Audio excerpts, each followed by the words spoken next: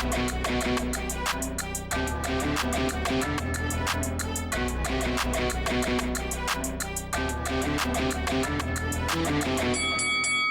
guys, welcome to Boxing Squared for boxing news and views from around the internet. And another heavyweight news and notes mashup video today, starting with Tyson Fury, who's rejecting any suggestion that he's negotiating to fight the winner of Oleksandr Usyk and Anthony Joshua 2. So that was first reported by the Daily Mail, saying that he was in talks with Saudi Arabia. You can see here on screen Michael Benson reposting what they had reported, that he was in talks with Saudi Arabia reps to potentially face Oleksandr Usyk versus Anthony Joshua 2 winner in an undisputed heavyweight title fight. It's claimed the bout is eyed for December 17th, just before the World Cup final in Qatar. But Fury reacting, and you can see here on screen, saying, "This is all news to me. Biggest load of rubbish ever." So for now, Tyson Fury saying that that's not happening, and he is reportedly from himself retired. And matchroom promoter Eddie Hearn doesn't think that Tyson Fury wants any part of Oleksandr Usyk, saying, "I think if Oleksandr Usyk was to beat Anthony Joshua, I think he'd stay retired because I don't think he wants to fight Usyk.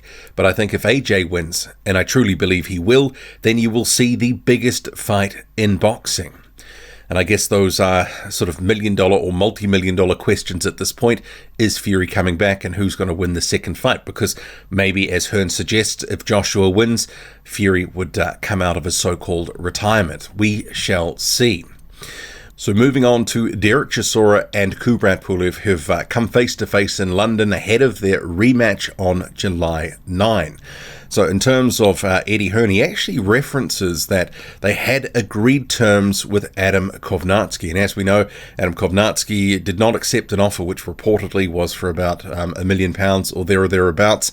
And he's now fighting Ali Erendemirezhian as an undercard feature co-main event to Danny Garcia and Jose Benavidez. But Hearn continues saying, after his fight with Joseph Parker, I thought it would be an idea to have a nice win or an easy win. Not on the agenda for Dereck Chisora. Give me the biggest you can find. Now we have two great, well-known heavyweights, Dereck Chisora and Kubrat Pulev, ready to do battle at the O2 on July 9. Dereck Chisora says, "What's the plan? I don't know. Where is the road leading to? I don't know. War. What's the agenda? Where are we going?" The guy had a strategy against AJ, and it didn't really turn out well, did it? For me, my plan is my fans. That's it. Entertainment. Do you understand? That's what I like. I've lost so many fights. I've won a couple of fights. I've won things that I wanted to win. I prefer fighting. I wake up every morning and I go to training. I've still got the hunger for it. I get these younger guys into the gym to spar me. I see in their eyes fear they have by the time they get to the rounds 3 or 4. I'm still hungry and I still want to fight. Okay, so we'll wrap that up there in terms of his comments. Going on to Kubrat Pulev, he says, "First of all, I want to say to Dereck, I respect him because he always takes fights against difficult opponents like me in his last 3 fights. He always likes tough fights and he's never been scared. That's why I have respect for him. What can I say? I'm ready. I took this fight because I'm ready. My last fight against Jerry Forrest was a similar style to Dereck Chisora. It was like one big sparring session. He didn't hurt me. He can't make a lot of things against me. I just win easy. Dereck is a difficult opponent and we have a little bit of history. And now, a couple of years on from my first win over Dereck, I feel good and I feel better because I teach and I learn a lot of things from my fight." So we'll wrap it up there. But in terms of that comment about Chisora being sort of like Forrest, don't really see it. Jerry Forrest is a southpaw, and he likes to sort of box and move. And I didn't really sort of see much of Dereck Chisora and Forrest's performance. But these two have met before. And in terms of Dereck Chisora's comment about entertainment, well, if he wants to continue headlining events in the UK, he has to be in fights where he is coming forward, he is an aggressor, he is throwing punches, and it's a good style matchup because it's pretty late in the day in his career, and he knows what's up in terms of he has to bring entertainment. He can't be involved in stinkers because that could be the end of the headline paydays, as it were. So I don't know if this one is going to go the distance. Dereck Chisora, pretty shot-worn. Kubrat Pulev, over 40. we will see what happens. What do you make of this fight, and who do you think is going to win? And just in terms of some of the shots here, so Dereck Chisora sharing some of this on his social media, saying, "War is my brand, it's what I'm bringing. On July 9th, I will stomp Kubrat Pulev guaranteed." Probably could have left off the guaranteed, because generally Dereck Chisora has been coming off second best, but generally in good fights. Anyway, moving on to the English heavyweight title, which has been ordered for Fabio Wardley versus Nathan Gorman by the British Boxing Board of Control. So Wardley is the holder currently. So the website for the latest circular for the English Championship says the stewards decided to put out the above contest to purse bids to be submitted in accordance with the terms and conditions to the board's head office by 12 noon Wednesday, 13th July 2022. The contest to take place by the end of November 2022. I'll be interested to see if this actually happens for a couple of reasons. One, Nathan Gorman and Fabio Wardley, they're not on the same promoter, same broadcasters, so that could potentially be a barrier. But this is a fight that I think makes a lot of sense as Nathan Gorman sort of tries to climb back up after that loss to Daniel Dubois a couple of years ago. Really hasn't been up to much since in terms of the opposition. His next fight is against Thomas Selleck, and that's pretty much a nothing fight at this point for him. Wardley, by comparison, was sort of going up the levels, and he's just sort of plateaued for the time being, and I think that's clearly for development purposes. Limited amateur background in terms of just having a few, white collar fights or blue collar fights, and then turning pro. He obviously needs a bit of development, but at this stage, is Wardley, are they going to take on a test in Gorman if they can get this over the line? I do think that Wasserman, which promotes Nathan Gorman, they'd like to get that fight if they could. They've been lining up shows for Channel 5 and also working with Sky and Boxer. So Fabio Wardley, would he be allowed to go over the road to someone else at this stage of his career? I'm not so sure. I'm not sure that they would want to let him be built elsewhere, even if he was a favourite heading into this fight.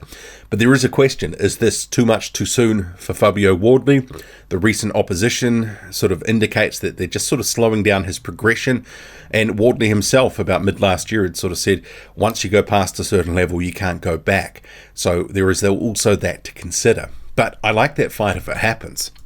The EBU heavyweight title is not going to be contested by Agit Kabayel. So he had been due to be in a purse bid with Umit Camkiran. These guys are also in the same promotional outfit, but it's not going to happen. So Kabayel has pulled out of the whole process. So it looks like after his first round win over Pavel Sau, which randomly turned up on the as the first fight on a card for an SES show just recently, it looks like he's done his annual fight for the year, which has been his pattern since about 2017. Pulled out for whatever reason here, unless maybe there's something bigger on the horizon. Given Kabayel's recent sort of status as an inactive fighter that fights once a year, and it's been lower level opposition each year, probably not going to see him again.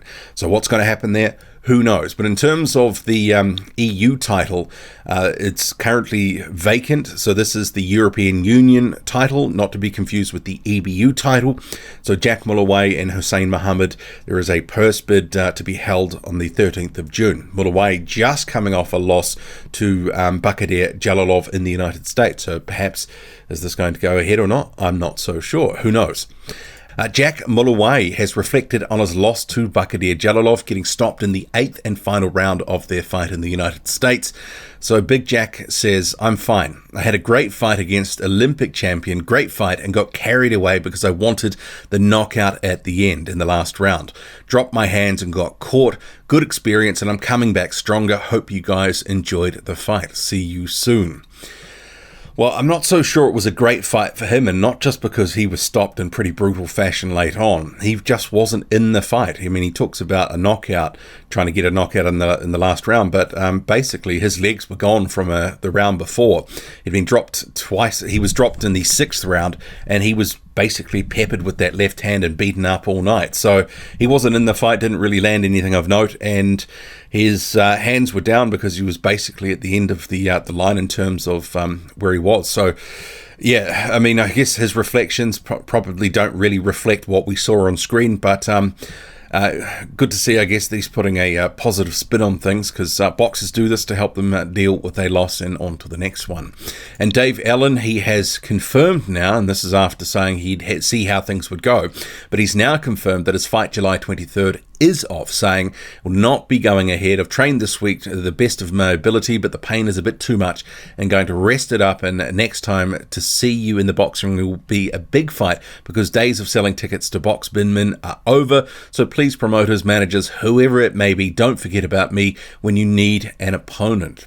And he's got a hamstring injury, and it's pretty clear to see that a bit of damage there on that right leg, but whether he's coming back, and given some of his struggles, the now injuries, but also the other health-related issues, and some of the statements he's made previously, I think there will be some promoters maybe just looking a little bit with the side eye about whether they should be pulling him in for fear of criticism from fans and such. But what do you make of it all? Dave Allen off his return fight.